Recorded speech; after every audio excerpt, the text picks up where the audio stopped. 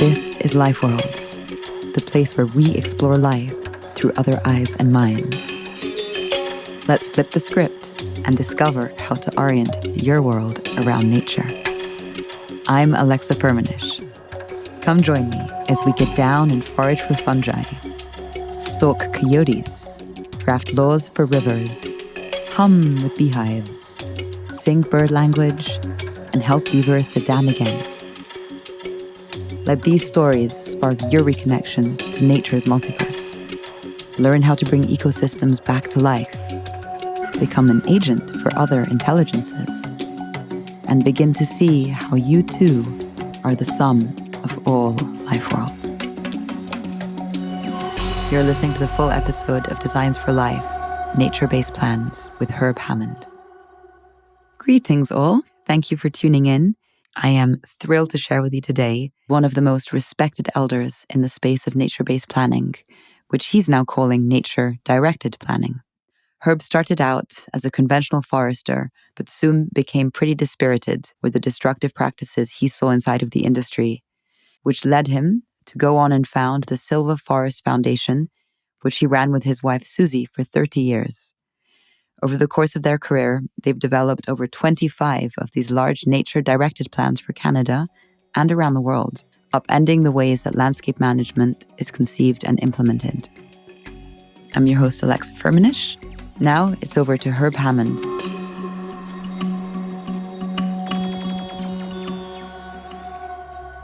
Let's jump right into it. I would love to begin by setting the scene in terms of just the terminology of your work and what it is that you've been doing for most of your life, but especially for the last 30 years or so with the Silva Forest Foundation. You developed these nature-based plans all across Canada and in other parts of the world. And I understand that the nature-based planning or ecosystem-based planning terminology now has a different name. But before we get into the semantics, what is it that you do in the world and that you have been doing? What I do in the world is be part of nature. That's my goal. And that led to the development of our planning system. But most importantly, I see nature as a teacher. I see nature as someone who can nurture me and others if we listen. It's often been said by indigenous people that nature speaks to those who listen. And I try to do a lot of listening. And from that listening, help myself and others develop ways of being reciprocal and respectful parts of nature. In terms of how people think about the ecosystems they live in those economies, how have you been able to listen to nature to develop the plans that you guys worked on? And what's the process of even coming to terms with what a landscape might be requesting or asking for, both the humans and the more than human lives inside of it? Well, the first thing to know about that is that you have to be in nature. You can't do that from a computer or a geographic information system. They can be helpers, but first of all, you have to be a part of nature yourself, and you have to listen. And most importantly, you have to start from your heart. Your heart doesn't lie, it speaks the truth. And we need to be comfortable with that. We need to learn to trust our heart, to trust our intuition. We're the only living organism that seems to want to deny our intuition.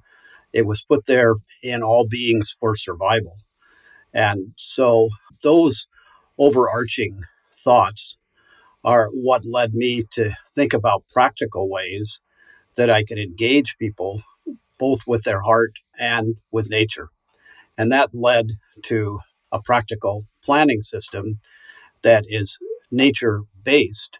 But what I realize more and more as I do it is that it's not so much nature based as it is nature directed.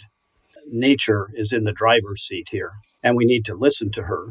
So I have changed the name of what we do from nature based, which is a bit anthropocentric to begin with, to nature directed, which recognizes the rightful place of nature and the need for reciprocity with nature, not only in our plans, but in our actions. How would a nature-directed, or in the old terminology, nature-based plan look like?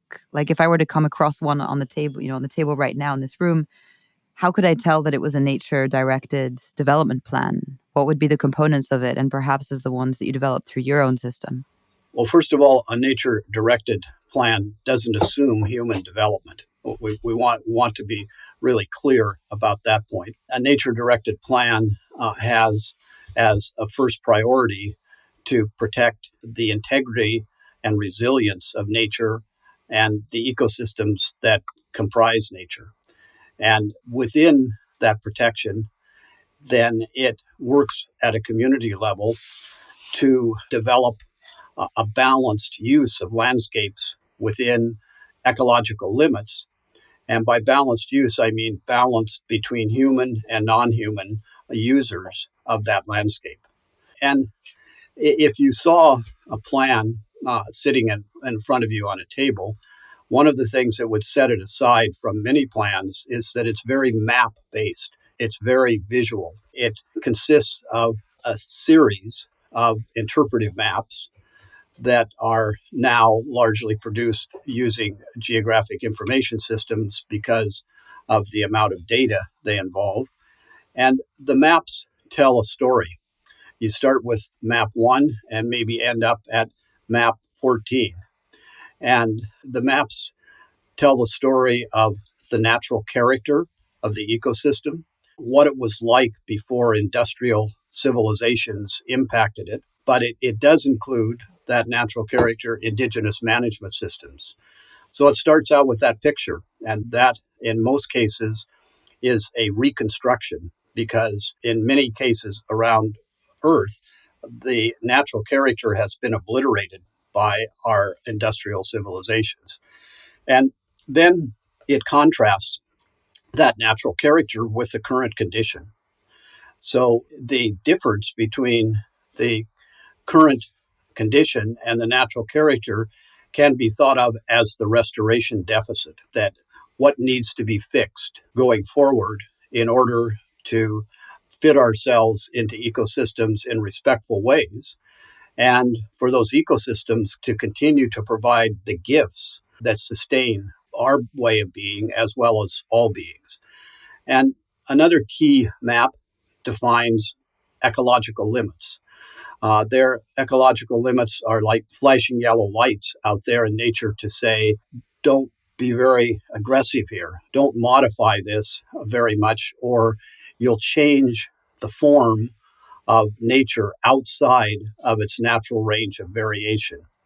So that's a very important concept, and it's a concept that's vital to respect in anything that we do.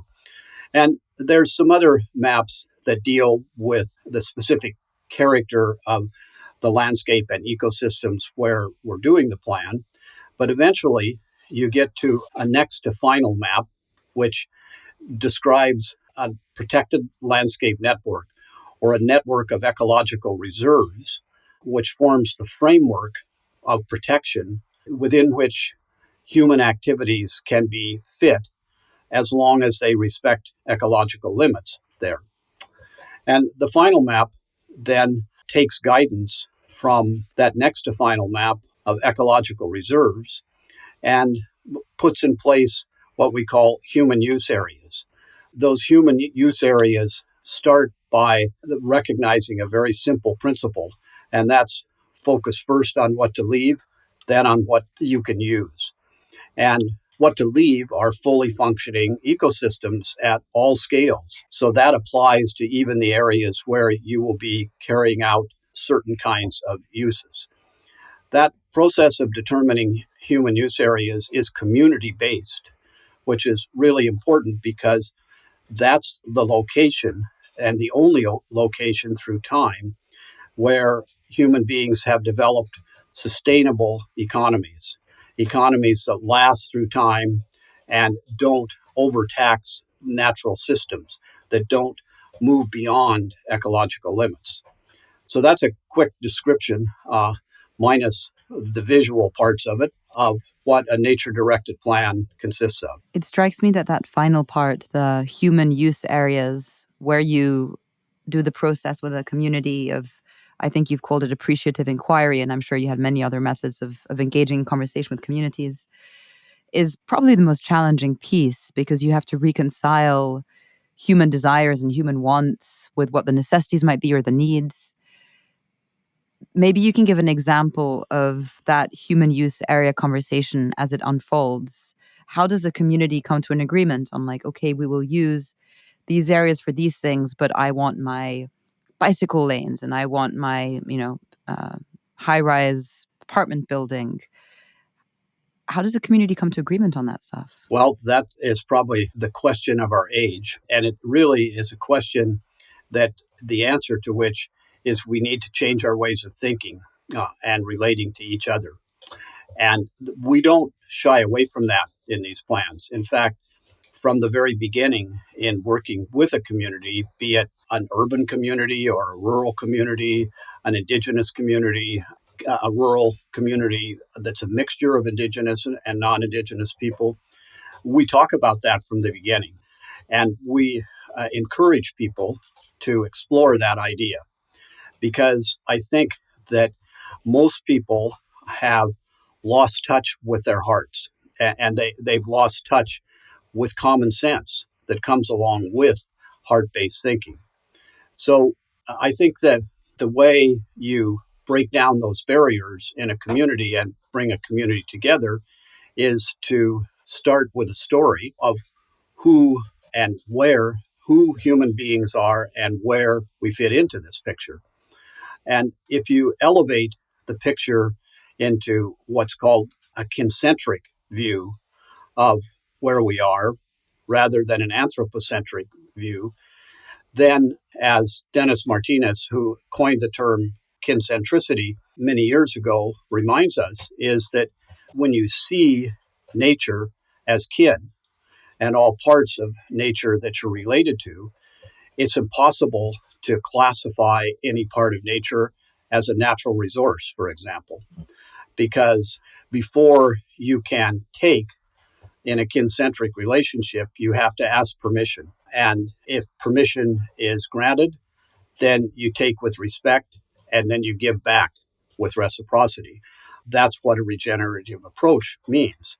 So if you explain all that ahead of a plan to a diverse community, it's always amazed me how many people that might have come into that conversation with their hearts in a safety deposit box take them out of that safety deposit box and feel comfortable talking about these ideas in a more holistic way. And that then leads to the understanding that there's a really important hierarchical arrangement at work here in our relationship with nature. And that's simply stated, economies are part of human cultures, and human cultures are part of ecosystems. So it follows logically from that that if you protect ecosystems, you will always have healthy cultures. And if you have healthy cultures, you de facto have healthy economies because all an economy really is people relating to people providing the goods and services that we need, with an emphasis on the word need. Our erstwhile global economies prosper at the destruction of local ecosystems and local economies. So once people understand that what an economy really is, and hopefully buy in or understand the idea of a gift based economy, then that changes the whole conversation. Suddenly, people are willing to change their ways of thinking because they realize that perhaps throughout their lives, they've been conditioned to a way of being that is really an assumption of convenience, not anything based in real truth. And once that story is told, it's not to say that everybody is suddenly of one mind, but what happens in general is that people accept that basic principle, the basic principle of being a respectful part of nature. And with that acceptance comes the willingness to design and be a part of a totally different way of relating to nature and each other. there certainly is no lack of things to do in a community based economy that fits itself into nature. In fact, another thing that I think is really important about what I've just described is that in all those tasks, or what we might call jobs, people feel good about them. They feel good about being a responsible and reciprocal part of nature. And that grows on people. That grows into loving what they do. And that means sharing that love throughout the community and with nature through reciprocity. What seems really compelling to me about living in a community where a plan has been developed. I've never lived in a place like that. I've lived in cities and different places, but I've never lived anywhere where I was part of a larger overarching vision for that place that had been collectively decided together. And I knew intimately how the ecosystems around and the other forms of life and the other humans, how we all fit into each other's stories. And it seems to me that one of the beauties of these plans, these maps, these agreed upon sort of structures that obviously change over time, is that you know what you're living inside of and within. And from that, I think can spring a lot of satisfaction. I agree. I think that what we're talking about touches people very deeply. And I think that, as I mentioned earlier, that once people get engaged in living this way, being part of nature directed living, I don't think they go back. I don't think that they say, okay, I'm going to go back and sign on to a perpetual growth oriented, material based corporate economy. I think they realize that equity is a very powerful thing. And in its ultimate sense, nature directed plans are not only equitable when it comes to human beings, but equitable when it comes to nature and human beings' relationship with nature. Let's talk about that industrial economy for a second. When we originally connected, we spent quite a lot of time speaking about forestry, and you have experience as a forester, and you went to forestry school. And I remember one of our first conversations, you were describing your disillusionment with how forestry is taught in British Columbia and most likely in other parts of the world. And you said forestry school teaches people not to connect their heart to their brain, and that it is a human weakness that we teach ourselves to not listen to our intuition. I'd love to dig in a little bit to what you meant by that. Why is it that foresters, people who are quote unquote working with natural resources and cutting down trees, why should foresters be connected to their heart? And how have you, as a heart based forester, veered away from how forestry was practiced? Well, teaching people not to connect their hearts to their brains, not to listen to their intuition, is a way that corporate based industrial civilizations control people. They set the limits to what people can feel and do by making those kinds of choices for people rather than letting them make those choices themselves. And before I explain a little bit how I navigated through that, I want to mention that David Korten, who is a very experienced economist, has written a really important book that touches on the questions that you asked. And that's Change the Story, Change the Future, a living economy for a living earth.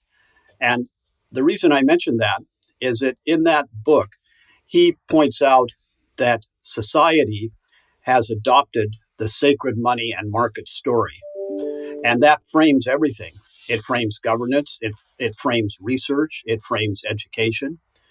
And he points out that until we change that dominant story in society from a sacred money and market story to a sacred life living earth story, that we won't get to the places that you and I are talking about.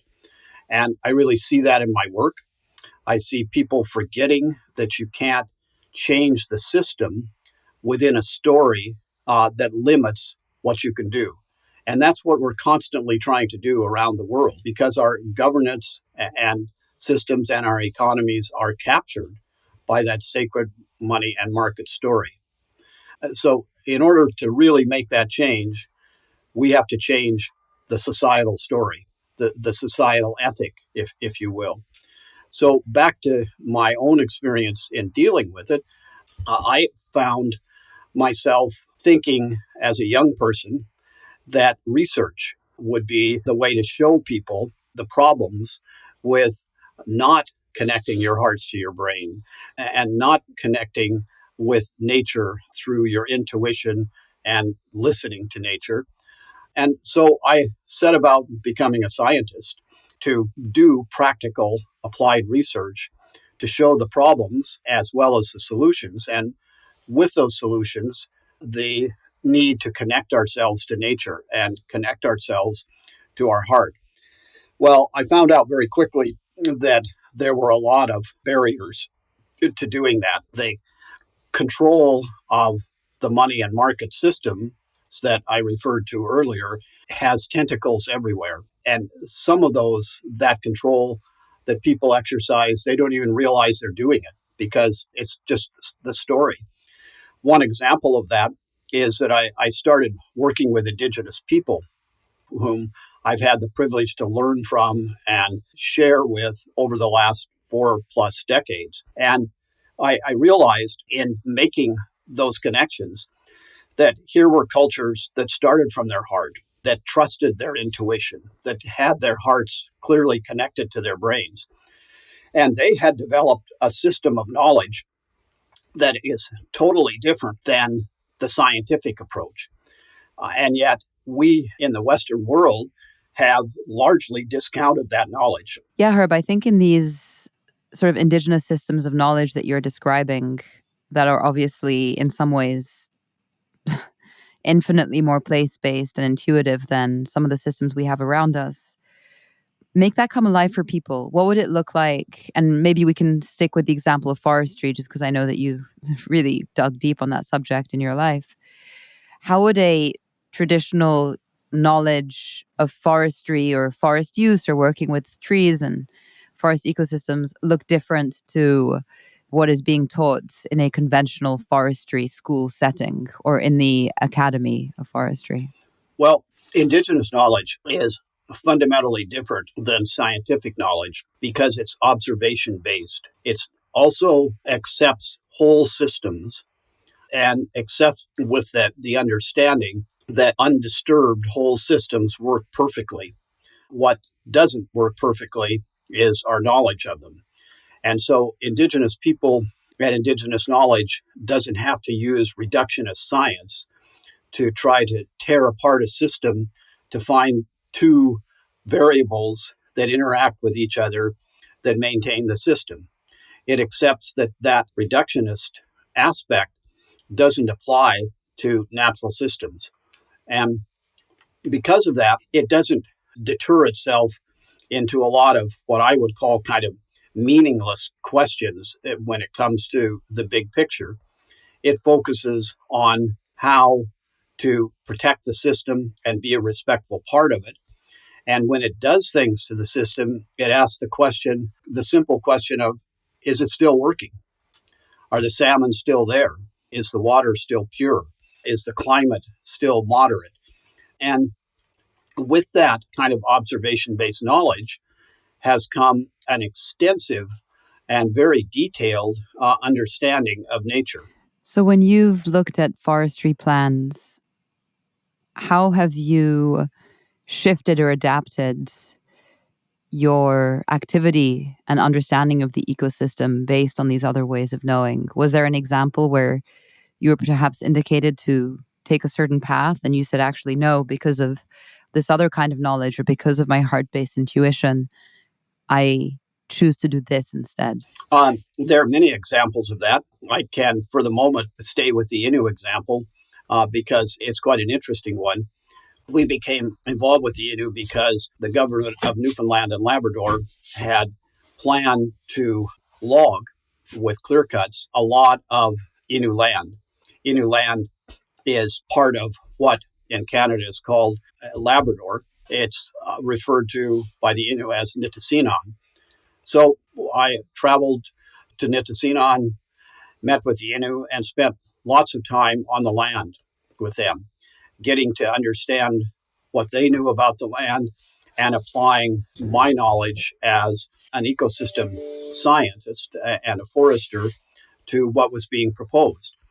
So it became a combination of heart based thinking, which both myself and the Innu were comfortable with and led what we were doing, and also Innu knowledge with appropriate Western science. And from that, we developed a plan for a very large area, around 8 million hectares of land that encompassed a number of watersheds in Nitassinan. And when we presented that plan to the government said, "Oh, this is absurd. These networks of ecological reserves, and the Innu also designed a network of cultural reserves." So we said, "Okay, why don't we have this peer reviewed?" So the government was kind of in an awkward place there because what were they going to do? Say no? And so they said, "Okay, let's peer review it." Just a quick question. Why did the government find it absurd? Because they obviously wanted money from the clear-cut logs that would have been out there. So was their objection an economical one where they said, well, you can't protect all this land because we need our revenues? Yes, their fundamental objection was that the plan negated carrying out clear-cut forestry in Nitassinan, not just for ecological and cultural reasons, but for the very fact that it didn't make economic sense. But that's quite another story. That was included in the plan. But it's interesting to note that the studies done by the government themselves indicated it was not economical. So, like a lot of economic development, it was going to be massively subsidized. Almost anywhere you look in the world and any kind of industrial activity, capitalism, quote unquote, market based capitalism is propped up by subsidies that you and I and society pay for. And logging in Newfoundland or in Labrador or Nitassinan was a really good example of that. So we did the peer review, which included peer review by economists as well as ecologists and foresters, and assembled that all. And when we came back together a few months later in Nitassinan at the home of the Innu, the government of Newfoundland and Labrador was there. And when the meeting started, one of the government officials before the Innu started the meeting said, "We request the opportunity to make a statement before we proceed." And so the Innu leader said, "Okay." And the government of Newfoundland and Labrador apologized to the Innu for their earlier statements and confirmed that their own scientists thought that this approach was not only sound from a knowledge standpoint, but a state of the art approach. And that was also echoed by the rest of the peer review. So when this nature directed approach that we're talking about is tested, it comes out very well. And that's one of many examples that I could give you like that. I think an example also that comes to mind is this absurd notion I learned about in British Columbia, which is that leaving dead wood in the forest is a bad thing, and that decaying wood should just be removed because it's extravagant and it should be used for wood chips or quote unquote green fuel and biopellets. But obviously, coming from an ecological standpoint, you need that death and that decay for an ecosystem to have new life. So I'm sure that would maybe also be an example of where a more heartfelt, intuitive sense would say, no, you need something dying in a forest for it to make a new life. Whereas traditional forestry says, let's just get rid of all the dead wood. Well, what's interesting about that, I agree with you that heart based thinking and nature directed thinking would say those are essential, those are parts of nature and parts of an ecosystem. And to quote Aldo Leopold, the intelligent tinker keeps all the parts. And so we want to keep those parts there, whether we know what they do or not. But what's particularly perverse about that decision that you talk about in British Columbia and elsewhere, for that matter, in forestry jurisdictions, is that those wood pellets that are captured from those tree parts or fallen trees are then made into pellets and shipped to largely one of the biggest sources is the UK and also Japan, where they're burned to produce electricity. That process, not including the transportation of all that distance, the process in and of itself of doing that produces significantly more greenhouse gases per unit of energy produced than burning coal. So here we are on the threshold of runaway climate change, and we have people ignoring the science that you need to leave fallen trees in place, and further ignoring the science by making them into wood pellets and burning them for electricity. I want to add one other really important thing about your example of fallen trees, and that's that decayed wood is nature's water storage and filtration system. Watersheds that function well, depending on their size, have millions and billions of tons of decayed wood. That stores and filters water and slowly releases it into the system. The water that all of us use, the vast amount of it comes from forests. And that water depends upon plentiful supplies of decayed wood, not just decayed wood from forests of the past, but plentiful supplies of decayed wood going forward. If you think about it, decayed wood holds 20 times as much water as a given volume of most mineral soil. So if you don't have that decayed wood there, then you don't have that water storage and filtration system.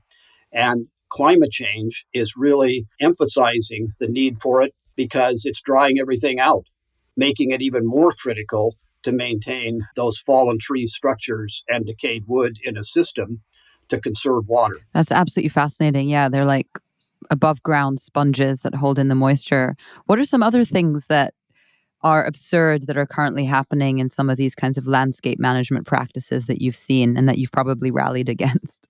Well, the whole notion of clear cut and plant trees is a broken idea. And the idea never had really any merit. It was developed and supported by a lot of assumptions of convenience as the best way to manage forests and grow trees. But in reality, all it simply constitutes is the fastest, cheapest way to turn trees into money. If you look at clear cuts and what we call short rotation forestry, or growing trees for a short period of time, something in the order of 40 to 70 years, before you then are going to cut them down again, that whole process is erroneously referred to as sustainable forestry. But if you compare that to nature and natural systems, even in boreal systems where trees live shorter lifetimes than they do in temperate rainforests, for example, or in mountain forests like are found where I live and in Europe across much of that landscape. Trees there may live to be 3 or 4 times older. But in any event, even where you have short life trees, they live for 150, 250 years and more. We're talking about truncating that natural progression or lifespan of trees and a forest into 40 to 70 years. So in doing that, you lose all the function of most of that length or that aging of forests. A big one are the fallen trees and water that we just spoke about. When it comes to water and carbon storage and sequestration or capture of carbon, which we're all concerned about in the climate change era, no forests do it better than old forests. Yet we're busily wiping them off the face of the planet, and with no intention with clear cuts and short rotation forestry to ever replace them again. In fact, all we're going to do is grow young trees and cut them down again. It doesn't take much analysis to realize that we're basically destroying the natural system that sustains us, that has made life as we know it possible. So it's a pretty serious and far-reaching problem because it extends across the planet. Wherever forests are, that's the general approach that's taken to them. And the other thing to know about that approach to forestry is that there's been some really good recent analysis. There are a number of climate scientists that are proposing what they call proforestation, not reforestation, but proforestation. And they're advocating for growing forests, trees to their natural lifetime.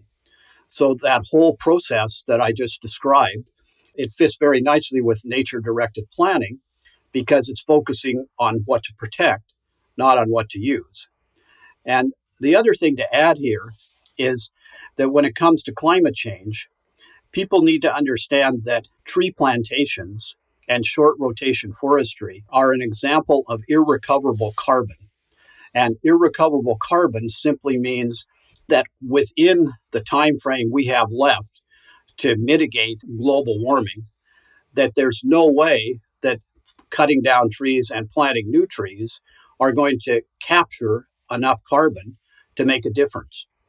So you can see that deficit that we've created as irrecoverable carbon. I like that concept because it makes it really clear how serious what we're doing really is when it comes to survival, not only of our species, but of all species. Yeah, and it's pretty hard to greenwash when you use a word like irrecoverable. I also just want to point out a pun that you did earlier when you spoke about truncating a forestry ecosystem. That was an unintentional, quite brilliant pun. How have you tried to upend this way of thinking that is so rife in British Columbia and elsewhere? I know that you built and ran a school in the West Kootenays for many years where you were trying to bring traditional foresters into the land and run them through certain exercises that would imbue them with a different sensibility towards the land. It would be really interesting in the brief time we have left if you could explain how you worked with people to implement a lot of what you're describing. What kinds of exercises, what kind of tools did you use to transform their way of thinking? Well, it all goes back to the principle we've talked about from the beginning, and that's to be part of nature. It's amazing how many people make decisions about forests without ever being in the forest. Their problems come in envelopes and leave in envelopes. So the first step was to realize that if we were going to teach people and share these ideas with people, it needed to be in the forest. So the school was purposely built by volunteers in the forest so that we could be immersed there, not just while we were talking about things, but people stayed there. They came for a week. We had cabins, had a little school building. So we were always there. It was very easy to talk about nature because we were part of her. And the other key thing that we did was walk people through these plans, but we could walk them through the plans and then go outside and look at examples. So things came to life there. Their plans and ideas were no longer transmitted back and forth in envelopes. They were confronted by actually having to look at nature. We also did trips from that school to places where industrial forestry was practiced and got people to think about what they just learned and experienced in a natural system versus now what they were looking at in a clear cut or a tree plantation. So all of a sudden, the synapses connect and people go, oh, this clear cut and tree plantation is missing a whole lot of nature that's essential. And the other thing that we did was a really simple exercise that I first did with kids. And I have to say that when I did it with adults the first time, I was a little bit fearful of how it might turn out. But the exercise goes like this. You start off to take a walk in the forest, and you tell people that we're going to walk for a ways, and I want you to not talk to each other and just watch what's around you. And when we get to a place in a little opening in the forest, we sit down and I say, okay, what did you see that was important? And they talk about things they saw that was important. And then I shared some things that I saw that I thought was important. Then I get people to close their eyes and listen.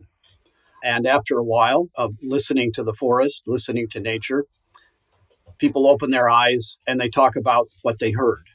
Then the next step is to get people to walk around and lift things up, smell. I always kind of caution people, don't taste it unless you check with somebody who knows, but get familiar with the odors and the pieces that are all around you.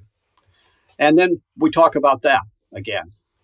And then I conclude that exercise by getting people to hug a tree. to share the energy that that being is providing to them, and to think about not only hugging that tree with love, but with communication. And it's interesting that we always had a little debriefing session after this course. And many times I had people say to me things like, "We came to this course because we thought you were crazy, but we're leaving with a whole different view of forests and how to relate to them. And so we thank you for that." So I think it's not as hard as we think to touch people's hearts and to get them to start connecting their hearts to their brains. The biggest difficulty is that most of those people went back into a bureaucracy or a timber company where that way of being was not reinforced. So while they added a new dimension, I think over time it was easy for them to fall back into the old way of being. And we need to think about in our systems how to support people who want to make that change. And just a final question, Herb. Is there a life lesson that another species or form of life has brought you, something that might just leave a little trail of inspirations for others to hear? Maybe a lesson or some wisdom that you have carried with you in your life? I would say that water has been my real teacher because starting from the time I was a boy, happily fly fishing along streams, to now, water has been a very central part of my life because water transmits the essence of life. And it always engages me in asking, where did it come from? How did it become so pure? Why does it come in moderate amounts? And where is it going? And so that communication with water and with nature guides everything that I do and has shaped what I've done through the years. That's such a beautiful message. Thank you for sharing that. Herb, it's been such a joy. I am going to populate the show notes of this episode with lots of links to examples of these plans and maps and your work and some of the references you've shared. Thank you so much for your time and your care and your love for the earth and what you're doing. Thank you so much for listening to the podcast, and stay tuned for a fresh Life Worlds episode coming out in 2 weeks' time, where we will be talking about law and nature, looking at both indigenous law systems and the rights of nature. That's it for me today on Life Worlds. I'm Alexa Firminish, your host, and as always, I would love to hear from you. So please reach out to me on our website, lifeworld.earth, where you can also find all of the show notes and an open source library ranging on everything from ecology to technology and life at large. Subscribe to the email list, and I'll see you back here soon.